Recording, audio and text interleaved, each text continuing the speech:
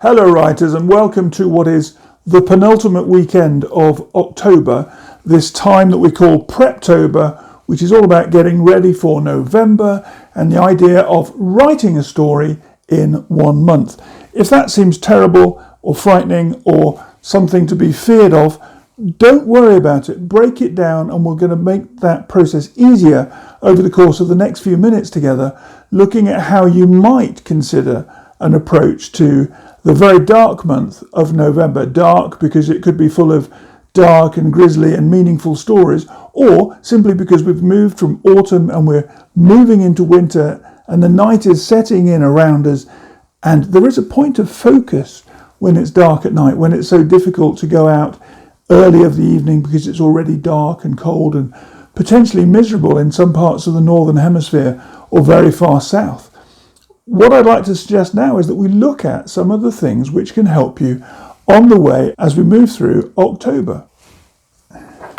Is the coffee cup half full or is the coffee cup half empty? It's the same with PREPTOBER. Right now, we have only covered almost 2/3 of the month, so that we still have 10 or 11 days to play for. The idea of PREPTOBER is you get yourself ready for a busy writing period in the course of November. There's plenty to play for as we continue to move through October and make our way into the next month, but not just yet. Right now we're in October, so let's use October to move us from this place where we might be today 3 weeks into the month, but still with another 10 days ahead of us to enjoy, to relish, and of course to write within. This week I've watched on YouTube several videos by different protagonists talking about how they have approached October and November for writing in the autumn and the winter. Some of them have taken an approach which is very rigid, very fixed. This is what you need to do. This is how you will achieve your writing goals. Others have taken a different approach, which is have a sense of where you want to go.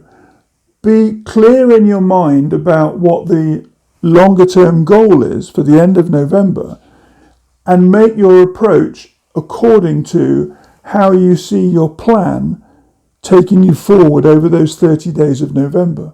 Perspective number 1 is all about extracting the maximum value from the month of October and tipping you over very positively with a push, with encouragement into November, so that you achieve the 50,000 word idea of what constitutes the basic rough draft, and I mean very rough draft of a novel, maintaining that momentum, maintaining that speed to get yourself across the threshold from the beginning to the end of November, closing at midnight on the 30th of November. That takes courage, energy, effort and focus. And if you're going to go for 50,000 words in the course of a month, obviously you divide your 50,000 by the 30 days, and that means you need to put in a smidge over 1,600 words a day. Go for 1,700 words a day over 30 days, and you've got that 50,000 word first draft. In Camp NaNoWriMo in July, I managed 61,000 words because I was focused on that as my target, not as 50,000. The book needed to be written, the book needed to be crafted and pulled from a place where I felt comfortable with the generic outline and the format of the book, but that book was 61,000 words in its rough draft, and when I sent it to my beta readers this week, it was actually 46,000 words. Why had that book dropped from 61,000 as a fast write in July to 46,000 as my September finished process? Because I had to cut out a lot of meandering sentences, paragraphs that had no function being there. I'd obviously written them really late at night in the course of July, and also because I wanted to use case studies that at the time seemed relevant, but several of which I cut out completely. So instead of having a case study in every single chapter, I focused on the 9 that I felt were the most relevant for the new readers of that non-fiction book, and those are the ones that have stayed. But with 46,000 words, I'm really happy. But let's see what those advanced readers think. It's gone out to them. It's out of my hands now. My job and my task when they come back to me over the next 10 to 14 days will be to look at their comments and think, they're spot on, they're right, or to think, my goodness, how did I miss that? and then to pick up my pen again on my typewriter on my iPad and hammer out some more words that correctly capture what they have seen which I had missed. That's part of the joy of having an advanced reader group, people that you can rely on, people that you can go out to and say, listen, I need your help, I need your support as a writer. All the people I've gone out to are other creatives, and several of them are writers as well. So it will be useful to see what they say and to pick up on a fresh perspective which I can learn from and incorporate into the new manuscript ready for publication. Sticking with that first perspective on how to get ready for NaNoWriMo and then how to throw yourself into NaNoWriMo. If your target is 16 or 1700 words a day and you write at 4 or 5 or 600 words an hour, you need to put aside 3 hours a day to get that process done. Now, November is typically a very difficult month. For folks in the northern United States, they might find that they have national events, calendar events, big celebrations with friends and family, and that those distract them for several days or for a weekend. A big event that we have in England is Bonfire Night, the 5th of November, when traditionally Guy Fawkes was burnt at the stake, but we celebrate that now, very bizarre, with bonfires and fireworks and stuffed effigies. Lots of small rural communities will still have their bonfire nights because those are hosted on local farms and on local pieces of land where the community will come together and just have a nice night. But that doesn't have to stop you writing your 15 or 1600 words for that day. You can add an extra 500 words into the day before, an extra 500 or 600 words into each of the subsequent days. Find a way around the process of capturing the words, building up your word count so that you can confidently move through November. And this is on the first perspective of a rigid approach and daily numbers. But you can move through November and achieve your word count of 1600, 1700, 1800 words a day until the task is done and you've got a finished manuscript and you can say, hey presto, I'm finished, I'm done. Now let's look at editing those 50 or 60,000 words and see whether there is a story in that process. That was perspective one, and it's a very good place to start. And if this is your first NaNoWriMo, I honestly think it's really helpful to have a specific goal, to work to a deadline, to have regular word counts that you're going to focus on and say to yourself, I'm going to get this word count done today or this evening so that you're ready for the next day to put more words on screen, on paper, and to capture your ideas and create something. But this is my fourth NaNoWriMo, and I'm approaching it slightly differently now, not flippantly, but far more casually and far more on the basis that I think I know what works for me, and I think I know how I will be best approaching November. In my first NaNoWriMo, I wrote this book. It's called 10-Minute Budget. It's one of my favourite books, and it sells well because it has a theme that talks to people and which appeals to people, which is about learning how to run a basic budget, get your household finances right, and be able to clear debt and start investing and saving money for the longer term. 10-Minute Budget. It's a small book. It came out of NaNoWriMo, 126 pages and 20 small chapters. But it's a great book because it does what it says on the tin. Can you create a budget in 10 minutes and work with that week after week after week? The answer, of course, is yes. But that was my approach. I think that the most important thing we can do in November, and we're not there yet, remember, we're still in October.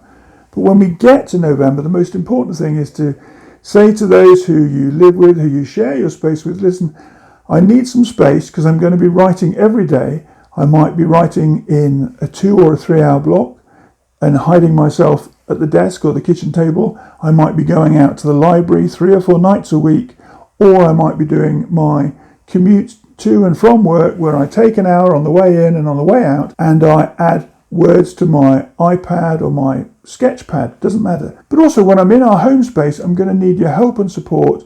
Every now and again, I'm going to forget to make myself a cup of coffee.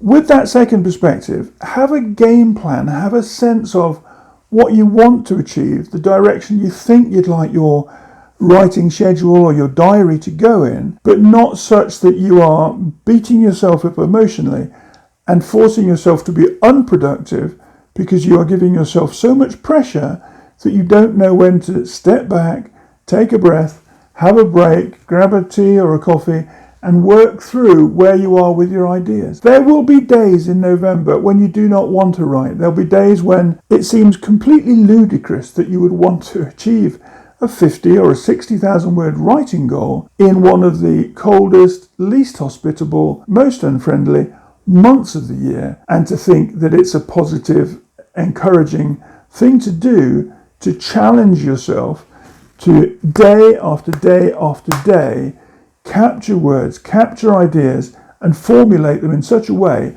that you might actually be crafting a story. I talked earlier about how this month I've reached out to a few friends and said, look, can you read through this manuscript for me? Can you give me your feedback or your ideas on what you think is missing, how you think I'm on track with an idea or a theme for the book, but I've slightly misplaced my understanding of what the reader wants? Can you help me get back on track and read the introduction, read 2 or 3 chapters and give me some feedback and send me that manuscript back with your own comments written in bold so that I can be better when I produce the final version and send that to publish? And it's completely okay to ask for that help and that support because you're focused just for 1 month of the year on a very intense process of capturing your ideas, bringing them onto paper, getting them down onto initial notes as simple as these index cards, and then pushing them into something else. Let's think about these 2 books that I talked about as resources in a previous video. The first one is Story Genius by Lisa Cron. That's hugely helpful